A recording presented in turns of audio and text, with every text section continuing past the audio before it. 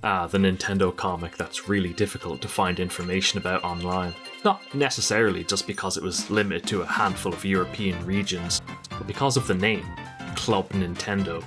Now, most people today would remember it as Nintendo's customer loyalty program that let you accumulate coins that could be exchanged for rewards. But back in the 90s, it was also the name of the official German serialized fanzine, a bit similar to the European version of Nintendo Power.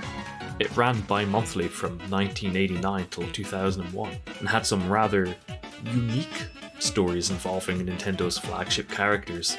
Normally these were only about 4 pages long, though some stories had more pages or were split across 2 issues. I'm going to talk through 4 of my favourite stories that appeared in these comics, fortunately translated to English already by scanlation groups online. Let's start with the issue of this comic that's a little more well known, as it went viral a few years back. Let's begin by delving into the racist Yoshi story. I know it's technically a couple of pages back in the special, but I need to begin by sharing this shot of Yoshis singing on stage while the band Kiss cheer them on. So this comic starts out as a parody of Baywatch. The multicoloured Yoshis are hanging out on the beach having a chill time when they're suddenly attacked by what appears to be a shark. Luckily there's a Baywatch-inspired lifeguard on duty that saves them from any potential attack. The shark continues to approach the coloured Yoshis, and they start beginning to fear for their lives that the shark is going to come on land and beat them all up. But up pops a black Yoshi. He tries to make his peace with them and hang out with them, but they mistakenly think that it's just a different coloured Yoshi who has somehow got black paint all over their body. So they try to scrub it off, and they're perplexed when that doesn't work. The black Yoshi points out that that was not a very cool thing for them to do, and the other Yoshis just peace out. They don't want anything to do with this guy. Then there's this really sad, depressing time-lapse of the black Yoshi just standing there looking sad as he's forced into isolation because no one wants to hang out with him. The rest of the Yoshis hang out and have a cool bonfire party. That's when Kamek and Bowser Jr. decide to attack and tie them all up. Fortunately, their racist behinds get saved by the person that they were victimizing, as he was not present when the attack happened and therefore was able to come to their rescue. After freeing them all, they hang out, and the comic makes a point about how they're not passing around a peace pipe, but having some nice vitamin juice. The Black Yoshi explains his backstory. Turns out he was actually the main character Yoshi the whole time. There was a gag in a previous issue of this comic where a wizard turns him black. And what kind of racist PSA comic would be complete without a completely random potshot at the Danish? The other Yoshis also share their experiences. How the red one is always picked on for looking like he's on fire or something, or the green one for being a cactus. They all laugh at their shared miserable experiences and become best friends. There's also this shot of Black Yoshi being racially abused by nightclub bouncers, what appears to be a redneck, and a chef, because when I think racists, I think chefs. The comic ends with them all hanging out and singing a song of unity and peace, which doesn't actually include the Black Yoshi. I don't know, maybe they forgot to draw him in this or something. Or maybe this is the song they were singing on stage that Kiss were cheering on back in the previous chapter. Speaking of casual racism though, let's move on to the issue where an alien posing as a singer turns people into national delicacies. Now there's a translation note in this one that tries to explain the phrase Holero, calling it an uncommon way of saying hello or sometimes an exclamation of surprise. But I can't really find anything online that backs that up. If anything, everything points to it being more akin to yodeling, like perhaps someone saying yodel-hee-hoo. So in this comic, Mario is vacationing in Switzerland and decides to go skiing. All of the other skiers hear a song in the distance, someone singing Holero. As Mario looks around, the people hearing that song all suddenly turn into blocks of cheese. He has no idea why, but as he runs to the airport, he notices that all of the American airline staff have turned into hot dogs. He decides flying on hot dog airlines is probably a bad idea and decides to get the train instead.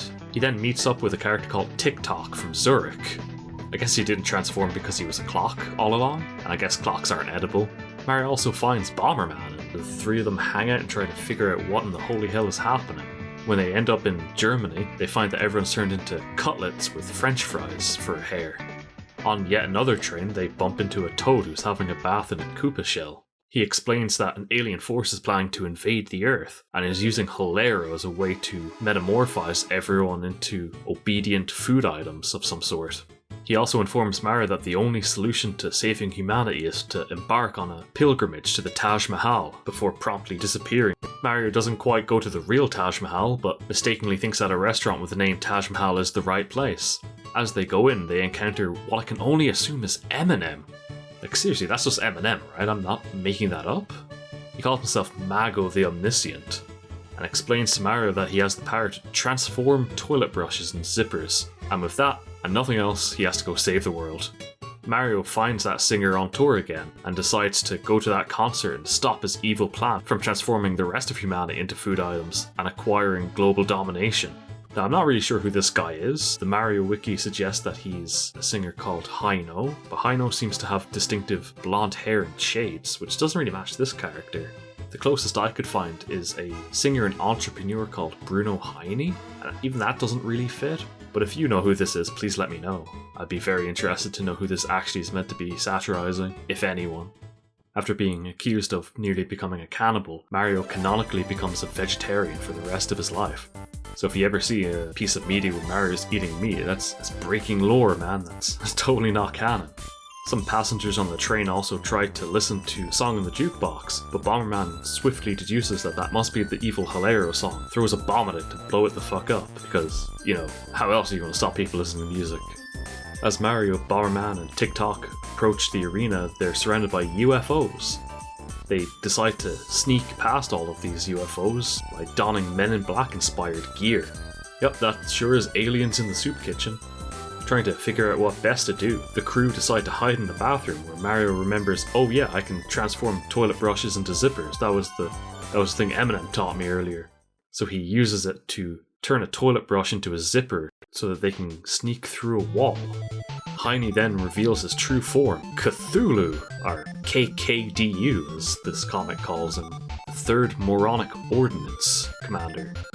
It turns out he brought all of his alien crew down to Earth so that he could have them feast on humans, but since humans don't taste good unsalted, he turned them all into food first. Bomberman pretends to be a waiter and secretly plants bombs in everyone's plates. Mario, TikTok and Bomberman then rush to safety as the entire restaurant blows the fuck up. Heine returns to his planet, unfortunately doesn't die on his way there, and everyone turns back to normal. Don't you just love a happy ending, especially one where the resolution was a shit ton of bombs? Speaking of crossover episodes though, how about that issue where Mario defeats the cast of Street Fighter 2? The chapter, appropriately named Plum One Do, Muscles Are Not Everything, sees Mario come across an advertisement for a Street Fighter 2 competition, who will become the Grand Master. He decides to train for it and show up thinking, I'll just simply win the tournament. Then he sees the competition. Unfortunately, Donkey Kong blocks his exit and insists that he should absolutely compete in this tournament. After all, he's Mario. Mario always wins. In round 1 he fights Zangief, and worried about what Zangief will do if he catches him, he runs around in circles, which causes Zangief to become dizzy, fall over, and stay down for the 10 count.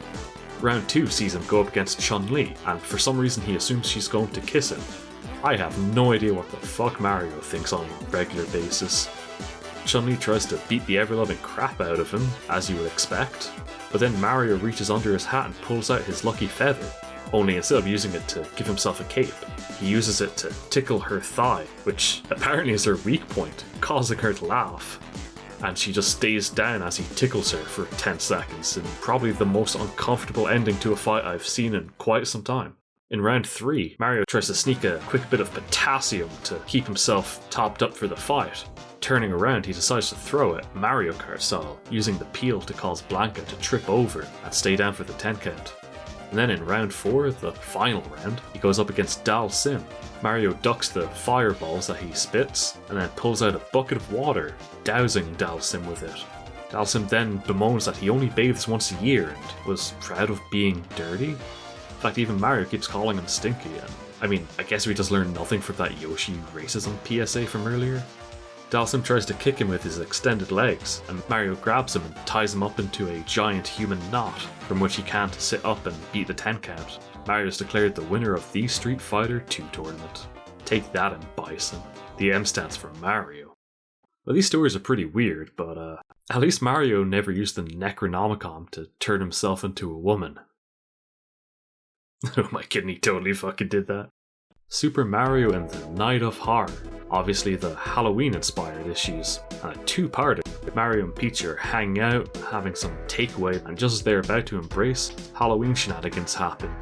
The skyscraper that he lives in is struck by lightning. Everything goes to complete shit, and as he goes to the breaker box, he meets up with Link and Kirby.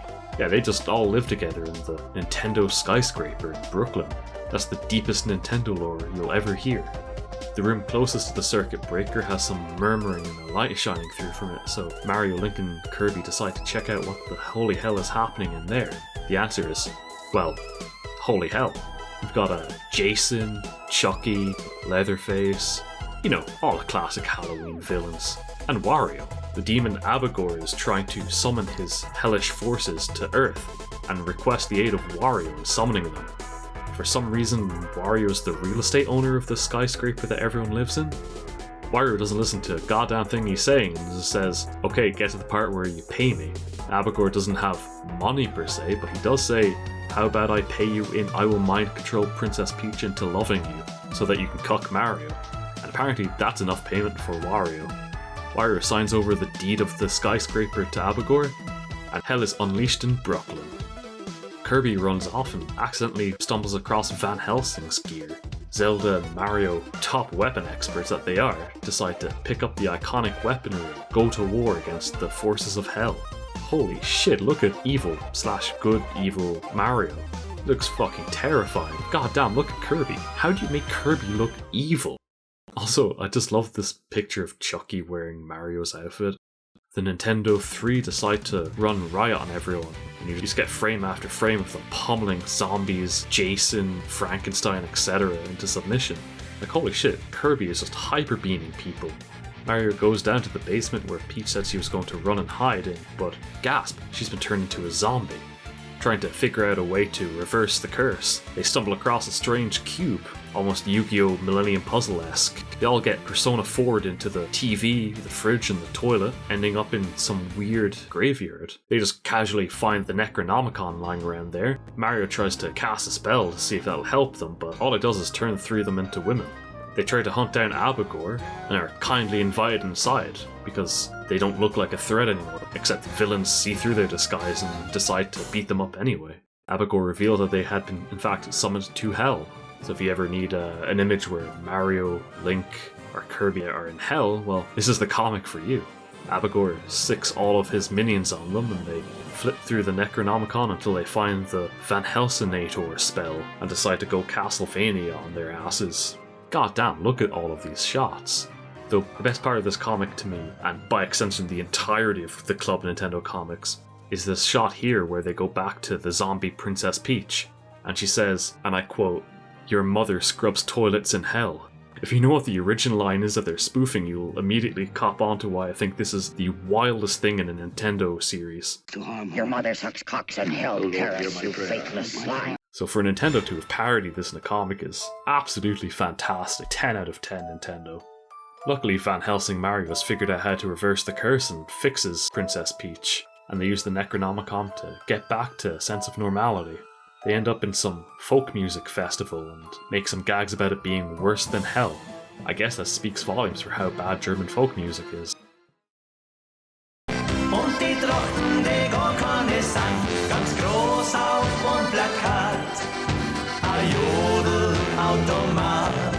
Alright, okay, one more story. It's only a 2-pager, but it's full of contenders for top 10 Marios. Mario tries to become a famous musician, even though his skills are lacking to say the least. He convinces himself that it's still a great idea nonetheless, and applies to a record label, applying specifically to the one that put Elvis on the map, so that he can follow in his idol's footsteps. It has this amazing panel of Mario casually hanging out with Prince, Michael Jackson, Madonna? And is this guy meant to be Axl Rose? Even though Mario's music is so dreadful it literally causes flowers to decay and die, the producer is still sold on him. He gets Mario to try on a bunch of costumes. So we get Lederhosen Mario, Michael Jackson Thriller Mario, Cowboy Mario, Punk Rock Mario, Hip Hop Mario, and 60s Hippie Mario. And of course, the obvious payoff for all of this setup is that he throws off these costumes and declares, "It's-a me, Mario." And then he tops the music charts for the week with a ballad he sings for Peach. So yeah, this comic basically is the best Nintendo lore ever made. I would highly recommend checking it out. No one who speaks German could be an evil man.